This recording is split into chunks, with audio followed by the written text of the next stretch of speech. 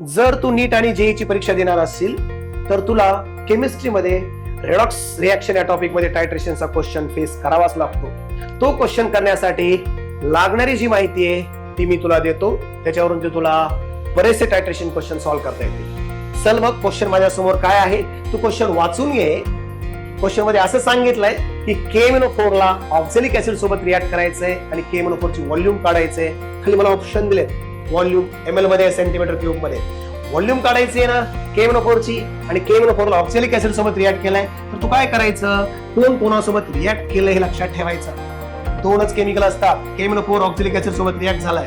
आणि विसरू नको टायट्रेशनचा बेसिक रूल आहे लॉ ऑफ केमिकल इक्विव्हॅलन्स. दोघं कुणी रिॲक्ट होत असतील त्यांचे नंबर ऑफ इक्विव्हॅलन्स सेम असतात.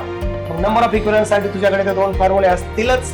तर number of equivalence of KMnO4 is equal to number of equivalence of oxalic acid. N1V1 is equal to N2V2. पण ऑक्झॅलिक ऍसिडचा वेट दिले रे बाळा, नॉर्मॅलिटी व्हॉल्यूम दिली नाही. तर नंबर ऑफ इक्विव्हॅलन्स साठी हाही फॉर्म्युला लक्षात असू दे, N into V is equal to W by into 1000.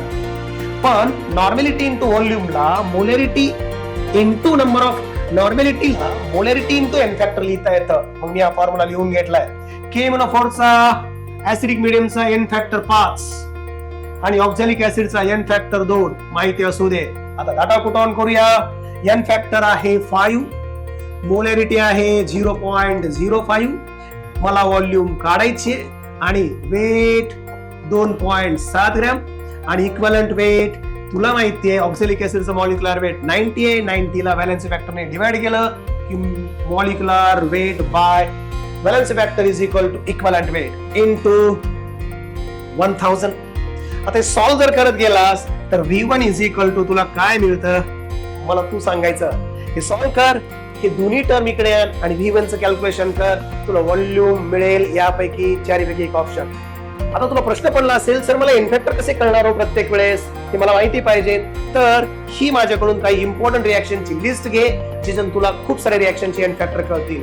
आणि तुला आणखी काही इम्पॉर्टंट रिॲक्शन माहिती असतील तर तू काय कर, एन फॅक्टर साठी कमेंट दे आणि त्या रिॲक्शन पण दे. आणि अशाच इम्पॉर्टंट क्वेश्चनच्या रील्स बघण्यासाठी IIT श्री ट्युटोरियलच्या पेजला लाईक कर, सबस्क्राईब कर. थँक्यू.